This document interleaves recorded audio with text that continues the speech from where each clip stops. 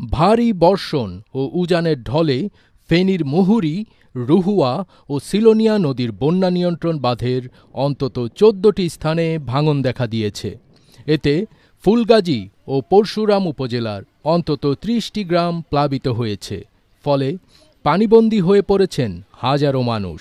এতে জনজীবনে নেমে এসেছে চরম দুর্ভোগ। স্থানীয় প্রশাসন ও পানি উন্নয়ন বোর্ড সূত্রে জানা গেছে, মঙ্গলবার দিবাগত রাত ১:৩০ পর্যন্ত নতুন নতুন এলাকা প্লাবিত হতে থাকে। বাঁধ ভেঙে যাওয়ায় মুহূর্তেই লোকালয়ে হুহু করে পানি ঢুকে পড়ে। পরশুরাম উপজেলা নির্বাহী কর্মকর্তা আরিফুর রহমান জানান, ভাঙনের কারণে নতুন নতুন এলাকা প্লাবিত হচ্ছে। মানুষজন এখনও আশ্রয়কেন্দ্রে আসতে চাইছে না। মাঠ পর্যায়ে আমরা পরিস্থিতি পর্যবেক্ষণ করছি। ফুলগাজী উপজেলা নির্বাহী কর্মকর্তা ফাহরিয়া ইসলাম বলেন, ৩টি নদীর ৪টি পয়েন্টে বাঁধ ভেঙেছে।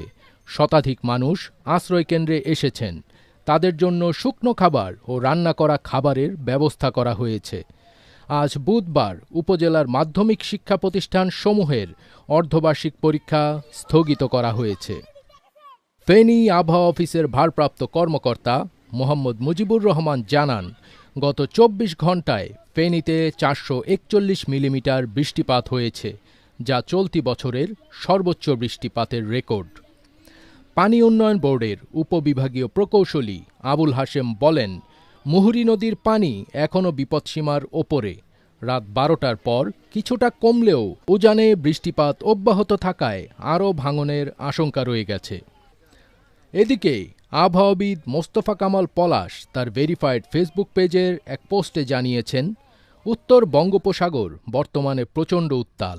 গভীর সঞ্চারণশীল মেঘ সৃষ্টি হয়েছে, যা থেকে জলীয় বাষ্পবাহী ঘন মেঘ বাংলাদেশের ভূভাগে প্রবেশ করছে।